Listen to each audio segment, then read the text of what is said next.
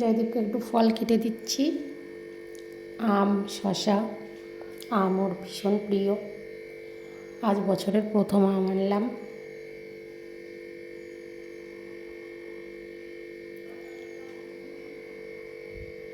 ওকে কেটে দিয়ে আমি যাব স্নানে। ও ফলটা খেয়ে নেবে, আমি স্নান সেরে এসে দুপুরের রান্নায় ব্যস্ত হয়ে যাব আবার।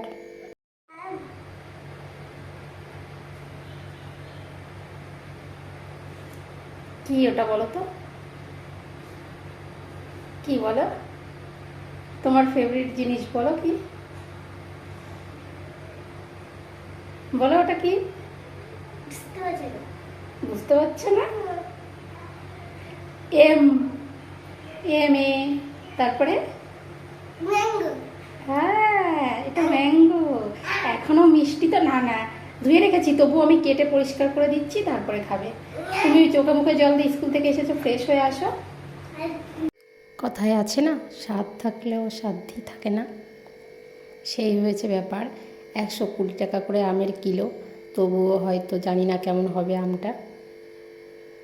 হ্যাঁ, জয়দীপ বলছে মিষ্টি, ওকে জিজ্ঞাসা করা হয়েছে। ওকে খেতে দিয়ে আমি এখন স্নানে যাব। স্নান পুজো সেরে সিঁদুরটা পরে নিচ্ছি।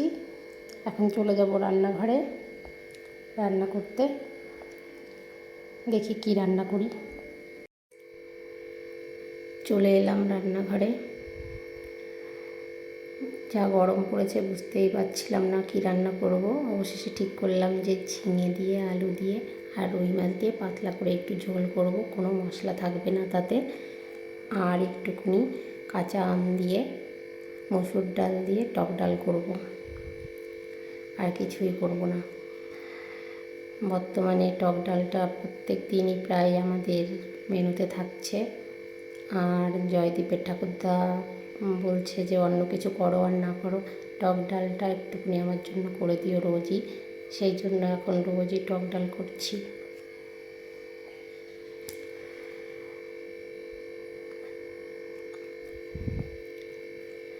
গরমে অ্যাকচুয়ালি টক খেলে লু থেকেও অনেকটা বাঁচা যায়। কাঁচা পেঁয়াজ, টক এই ধরনের জিনিস খেলে মুখে রুচিও বাড়ে।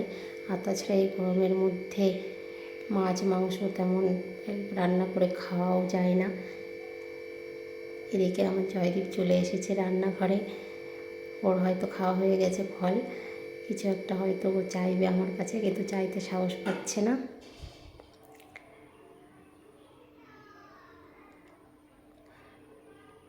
ওর তো মাকে সব কিছুতেই প্রয়োজন হয়। ও এসে বলছে মা টিভি চালিয়ে দাও। টিভি চালানোর জন্য ওকে, ওর মাকে প্রয়োজন হয়। যাই হোক, টিভি চালিয়ে দিয়ে আবার চলে এলাম রান্নাঘরে। আম কেটে রেখেছি, ঝিঙে কেটে রেখেছি। সকালে ওই মাছগুলো ফ্রিজ থেকে বের করে রেখে জলে ভিজিয়ে রেখেছিলাম।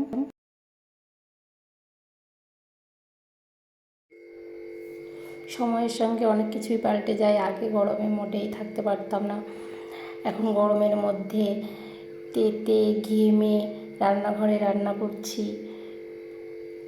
মাথা থেকে ঘাম বেয়ে বেয়ে। গরম যতই পড়ুক না কেন, খেতে হলে তো রান্না করতেই হবে। আমাকে তো রান্না করে দেওয়ার মতো কেউ নেই।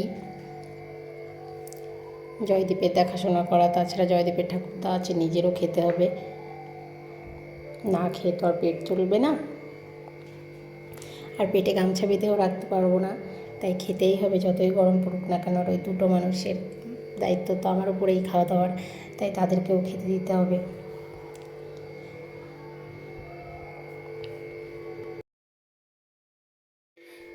এত কষ্টের পরেও যদি নিজেদের লোকেদের হাসি মুখটা দেখা যায়, তাহলে সবই মানুষ ভুলে যায়। মানুষের কথা বললাম ঠিকই, অ্যাকচুয়ালি আমি নিজেই ভুলে যাই। তাই শত কষ্টের পরেও সব কিছু করতে হয়। নিজের জন্য রেস্ট না পেলেও কিছু মনে হয় না ওদের হাসি মুখগুলো দেখলে। এক পাশে ডাল সিদ্ধ বসিয়ে দিয়েছি, তরকারিটা হয়ে গেল। গরমের সময় সাদা শীতে তরকারি ভালো, পেটের জন্যও ভালো। সুস্থ থাকার জন্য। অনেকে আম ডালে কাঁচা আম দেয় ডালের উপরে, কিন্তু আমি এক্ষেত্রে একটু সাদলিয়ে নিয়ে তারপরেই দিই ডালটা। যেভাবেই রান্না করা হোক না কেন আমি মনে করি খেতে ভালো হলেই ভালো। খেতে যেটা ভালো লাগবে সেইভাবে রান্না করাটাই ঠিক, যে যেমন খেতে পছন্দ করে।